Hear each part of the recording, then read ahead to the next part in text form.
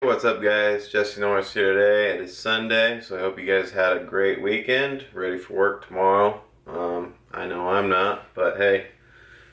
So just an update on my knee. If you guys watched yesterday's video, I did say I hurt myself. The knee's still a bit sore, but it felt much better this morning. I can actually push off of it instead of not being able to do anything. So that's great. Yeah, today's the Q&A, so we're just going to go through some questions. I got a lot of them. Some of you guys emailed me. Some of my clients emailed me some ideas to go over. So that was really cool. That should be a little different. And then again, you guys are doing an awesome job of just upvoting or thumbs up, whatever you want to call it, on questions you want to hear answered. So again, I appreciate that. Keep doing it, and I'm going to keep going for those top answers. Hey, Miley. So first off, for one of my clients, his name is Matt. Basically, he's asking if I've ever had to deal with people in the gym that basically just are negative people, condescending, talk trash behind your back, and it's just a poor gym environment. You know, the gym complains that you're making too much noise on the deadlift. Just little irritating things like that. A, have I gone through it, or what would I do to deal with it? I've been fortunate enough to not have to deal with it too much. In my high school, when I was lifting in high school, some of the coaches didn't like all the lifts I was doing, mostly deadlifts, and they would complain about that. And just kind of whatever. I'm gonna keep doing my thing, so don't bother me. So really, I guess to answer that, I would say, A, I haven't had to deal with it too much in my life, just because my uncle owns a gym. So I've been fortunate enough to work out in a gym that encourages CrossFit, powerlifting, making noise, just hardcore gyms and stuff like that. And B, you just gotta ignore it, let it go. They're gonna be them. They're gonna do what they want to do. At the end of the day, you're the one getting better. They're not. Just let them do them. But if you are in a gym that just is annoying and just doesn't want you to get better, and you want to go to a better gym, get out of there. They don't need your money. Go somewhere else that wants it and encourages you to do better. That's what I'd suggest. Hopefully none of you guys experience that too much, but if you are, look around. There are powerlifting gyms or a little more hardcore gyms, usually one in every town. Sometimes not, unfortunately, and that sucks. But there's got to be something out there. If all else fails, set up your gym in your garage and you're good to go. You don't have to worry about anyone or anything. Garrett. So Garrett's 15. He's one of my fans. He says, "Hey Jesse, I have a question. I'd love for you to answer this in your next Q&A. Here it is. As a young lifter, I'm 15, lifting for about 20 months. I get told that I should constantly be bulking due to me being the right age for my body to make adaptations or lift heavy weight in the future. How do you feel about that? And what was your weight, diet, training like when you were my age? Thanks, Garrett. Your biggest fan. Thanks, bud. So what I would recommend for you, Garrett, is probably don't try to cut weight. You're growing at that age. Just let yourself grow naturally. Just lift hard. And, don't eat a ton, but just eat till you're comfortable. Don't starve. You just play it like that. Make sure you're eating decent food that are nutrient dense. Chicken, steak, just good proteins as well as good carbs such as oatmeal or brown rice or things like that. Just some nutrient dense foods that are good for you and are going to fuel your workouts and help you grow and get stronger over the future. Now, I wouldn't say classify yourself in a specific weight class, but just to let yourself grow as needed. When I was 15, I believe, so when I was 14, I started in the 165 class, And, I was 14, 15, and as I started to grow and actually start lift heavy and really focus on powerlifting, it was really hard for me to maintain 165s. And by the end of that year, I was absolutely miserable. And my strength was shot because I would cut weight and then I just performed terrible. So it was no fun. It was no use. I hate it. I wish I would have just let myself get bigger and stronger. But that was what happened for me. At the time I turned 16, I went up to 181s. And I was pretty comfortable at 181s for the next 2 years. And then as I was getting to be a senior, I was thinking, well, this year I'll still be 181, but it is harder for me to cut. So after I graduated, I started working and basically wanted to build myself into a raw lifter because back then I was single ply. So put on more weight, and now I'm much more comfortable where I am. I found my weight class. I feel comfortable. I never have to cut much. I'm able to eat comfortably every day without having to worry about what I'm eating or, how much. I don't feel starved or anything like that. I'm just maintaining this weight class comfortably. So that's what I suggest to you. Don't worry about your weight. Don't focus on it too much. Just do you.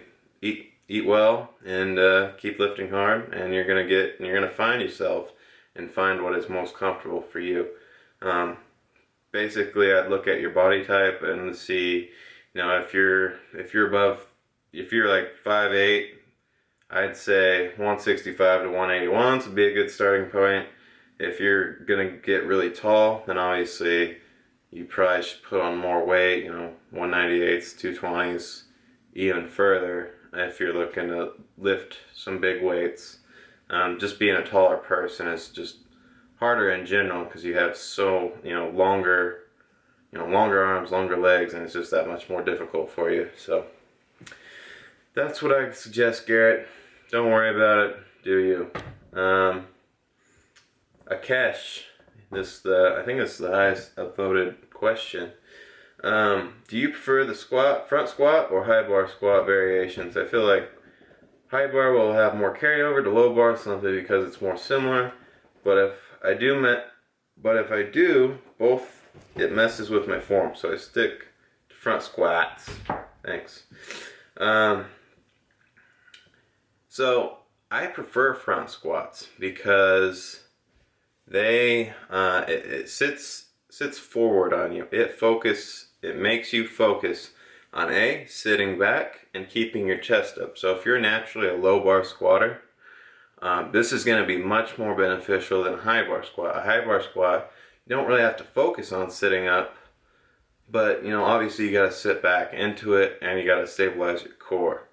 But front squats, you really got to focus on keeping that chest up, sitting back into it so you don't fall forward. So a low bar and a front squat really go hand in hand in my mind. So that's why I prefer front squats over any other kind of squat variations. If you have the yoke or safety bar squat, which kind of angles out in front of you, I feel like that's pretty similar to a front squat because the weight, again, it's forcing you to keep your chest up and sit back into it. So that's really what I suggest, or that's what I'd say. If you're naturally a low bar squatter, I'd say supplement that with front squats, and that's probably going to be one of the best accessory movements for a squat, in my opinion. Yoni Galinsky, what is your opinion on the best way to recover? Do you think the active recovery is best or just a complete rest? Because my low back is kind of hurting for a few weeks now and I really feel it on squats, not deads. Even so, if I were to do active recovery, would you recommend moderate weight, low volume, something along those lines, or just completely rest? So Yanni, it really depends what it is in your low back. It could be a variety of things. If it's not inhibiting you from doing the lift, such as a little inflammation, if it were me, I would still do some work. I would either, maybe stick away from just regular back squats think about doing some lightweight, either front squats or high bar squats, something. You got to play around with it and find what works best for you and keeps that pain away. But I would supplement it with some kind of movement that enables you to work a little bit but doesn't strain that area. So like when my low back was killing me, I was able to do leg press and front squats, and that was all I could do. I don't know why I could only front squat and not do regular back squats, but you know, front squats I could actually sit up and actually kind of force myself, where low back you're just naturally put out at an angle to balance the bar. So I think that had a lot to do with it. But really, just find a movement where that enables you to still get some work in, but doesn't cause any pain. That's what I'd recommend. So I definitely recommend active recovery, whereas every day you're still doing something, you're still getting a little work, but you're not, killing yourself, or you're not making the problem worse. So stretch, roll, ice, recover, and then find a movement where you can still work everything else. If you're gonna stay away from your low back, maybe still at least work your legs and upper back so you are still doing something, but you're not straining that area. Tyler Yeager says, when you post your training videos, you always seem to use the same weights for the same amount of sets and reps, give or take. Is this more an off-season thing, or is this how you train all the time other than peaking for a meet? Wouldn't it seem more motivating to use different weights once in a while, or doesn't it matter since you're doing such high level? So Tyler, basically right now I'm in an off season, so I don't have to worry about competing. So right now I'm just trying to build muscle or strength. Obviously I can't put a ton of muscle on, so I work with a lot lower weights or percentages with higher volume, and that's just naturally what I do, and that's how I work up to a meet and how I work up to peaking. So no matter when it is, the first 4 to 8 weeks are always going to be higher volume with typically the same amount of reps and sets. Now lately I've been trying to increase my reps on 495, 545, and 585, and as I go I just slowly start to increase the weight and bump down the reps. And that's just naturally what I do. That's kind of how I work with my program. It enables me to build some strength, build some muscle, and then use that muscle and actually peak when I get up to a meet. So that's what works for me. It doesn't always work for everyone else, but that's what I do. Nick Gattens says, this might be more of a topic for a review video or something like that, but maybe you could give a brief answer here. How do you like your squat shoes? They're the VS Athletic ones, right? And squatting with a heel in general. So I love my squat shoes. The VS Athletics are great. It's got a higher heel than most just typical squat shoes, but they are solid. It's got a solid just foundation for you, and that arch helps to just put you at a slightly bent angle and allows you to sit more back on my heels. Yeah, that's what it allows me to do, and that's what I suggest for any narrow squatter. When you're a wide stance squatter, you might not need heels. You might just use flats. I know I front squat in flats just to focus more on sitting back and being able to sit on my heels, and that just is kind of more of an accessory thing for me to do. But when I do all my regular squats, I prefer the heel. It's solid, and I can sit back on it way better than just a flat shoe. So, the Silverback says, Jesse, as you know, I recently incorporated deficit deads in my training. How often do you suggest me pulling from a deficit? And this is totally dependent on how exactly you train. If you squat twice a week and dead twice a week like I do, then I would only suggest doing deficits one of those dead days. If you're deadlifting 3 days a week and you're not doing much squatting or anything else, then you could do a variable. Maybe 1 week do 2 days deficit, and then the next week do 1 day deficit. Miley, what are you doing? She's scratching the door. Stop. Come here. Anyways, so that's what I'd recommend. It just depends on your training, so take a look at that. I would suggest doing one day a week, even if you're just doing deads, bench, and squats. You know, as an accessory day, maybe you can just throw those deficits in there one day a week extra. That's what I'd recommend.